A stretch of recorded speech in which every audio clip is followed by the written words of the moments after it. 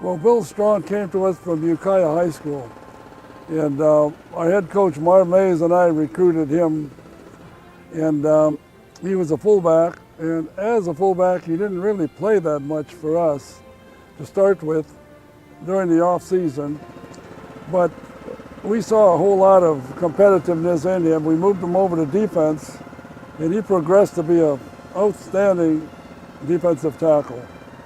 Bill was an undersized for a defensive tackle, but he made up for it in tenacity, quickness, and that low center of gravity that came from his wrestling days. He would routinely keep our linebacker pads clean because he would take out the tackle and the guard almost every play and maybe a fullback. But we didn't call him Slogo without reason. He was just so quick off the ball and just fierce. Well, he was very competitive, and he wasn't afraid to work hard. He was just a tough kid. You know, he just knew what the work ethic was like, and you know, there's no easy way in the game of football, and he was ready to dig in and practice hard. When I first met Bill, he was a wrestler, and we talked, so we, at the lobby in the dorm, we got in a little wrestling match, and after some rug burns and displaced furniture, we had a good, healthy respect. But our defense was geared that I think all through the season, we never allowed a touchdown in the third quarter. We all played fierce. We had each other's back. And when you had linemen like Bill and some of the others that we had in our linebacking core, and then Penrod and some of the others in the backfield, people didn't score on us much. We're playing our arch rival, De Anza College, and they're tough. We challenged Bill that this is going to be a big game, and it was absolutely outstanding because I'll never forget that game because we held them scoreless, probably the first time anyone's ever held them scoreless. And Bill Strong was without a doubt the best player on the field. And he knows that, and I know that, and I walked up to him after the game and I said, that's one of the best defensive tackle jobs I had ever seen with me as a coach.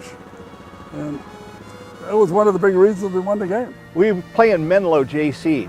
One of their linemen was actually Y.A. Tittle's son.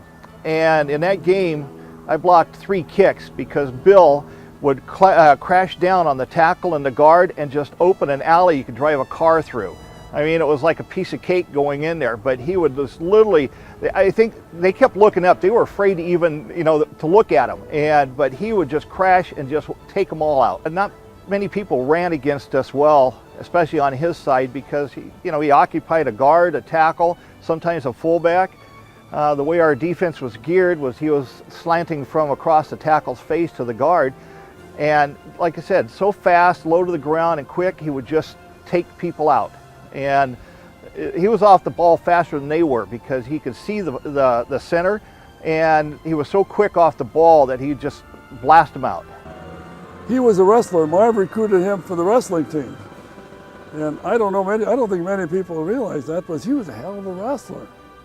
He won, I think he was a most outstanding wrestler in the state. He won his division as a heavyweight, and that's the kind of guy he was. He was very competitive, and he wasn't afraid to compete. All the way to second in the state. And you know, back then, again, you didn't have the film or the other stuff like that. You just went out and played.